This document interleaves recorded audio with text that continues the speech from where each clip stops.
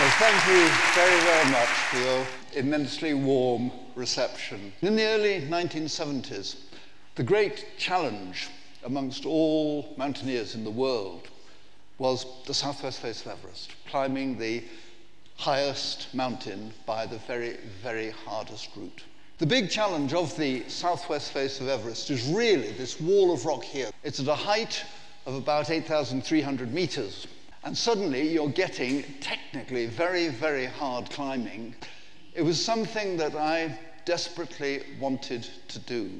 Our climbers, a very 1970s looking lot, we were already a closely knit team.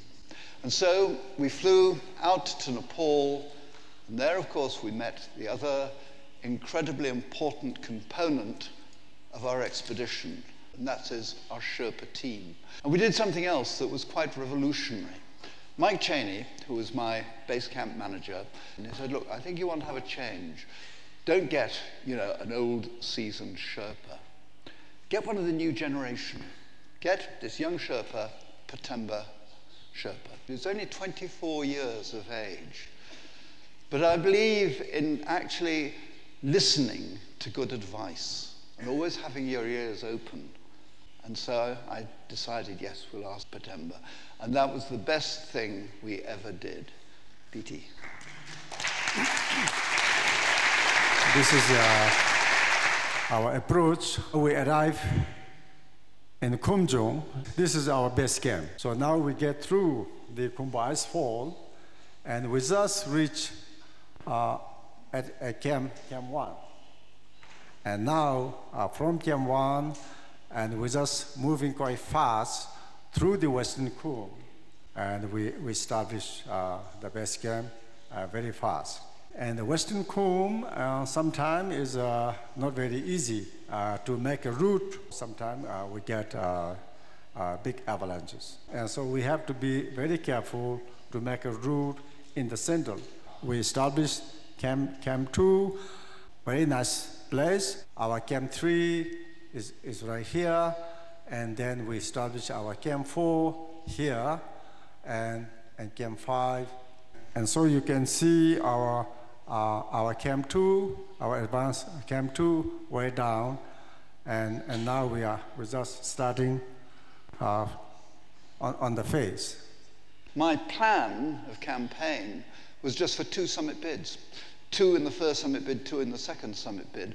So the chances of individuals getting to the top were remote. And we're now heading for the bottom of the rock band. But I'd already made up my mind. It was Doug Scott and Dougal Haston. They were my strongest. They were superstars. And they were going to make that summit bid. And they arrived just as the sun was beginning to set. And I must confess, I would have quite liked to have ended the expedition there and then. We'd climbed the mountain. Everyone was alive.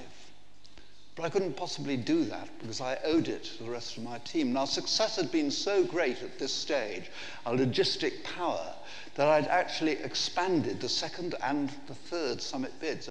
So Pertemba will now tell you the story of the second ascent of the southwest face of Everest. We went up to meet Dougal and Doug, and we met at the camp. The 2 guys went down, and we are 4 stay to push the second summit. And next day, early in the morning, we start. And so we knew the weather is going to change. So this is me, very near the south summit. At this point, I have very difficult to catch up, and so I try, and then I look back, and 2 friends as not behind, not coming up, and then our 2 friends never come up, and we couldn't see back, and so we thought maybe the weather's bad, so maybe they decide to go back. And Peter and I decided to push. And around 2 o'clock, we reached to the top, and so I was very happy to get up there because this is my 3rd time, but we have no view at all. And very quickly coming down, we met our cameraman, Migber, alone. Then we say, where's the Martin? And then he told us that Martin lost, and he dropped his cram phone, and so he went back, and he apologized to us. He was late, and he asked to go up to the summit to take a photo. So the summit is very not far, and very easy there. And we say, we go down slowly, and we wait for you and the South Summit, and just you go up and come back quick. And the weather rapidly changed. More and more snow come and get cold.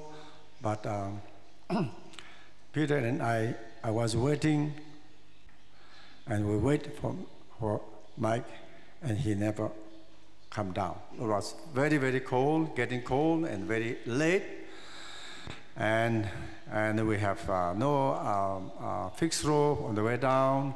And then I was worried, and I told Peter, we must go down, otherwise we all get lost. And then we start, and we have some food, and we carry one gas cartridge, and so we left at the South Summit under the rock, and then we try to come down,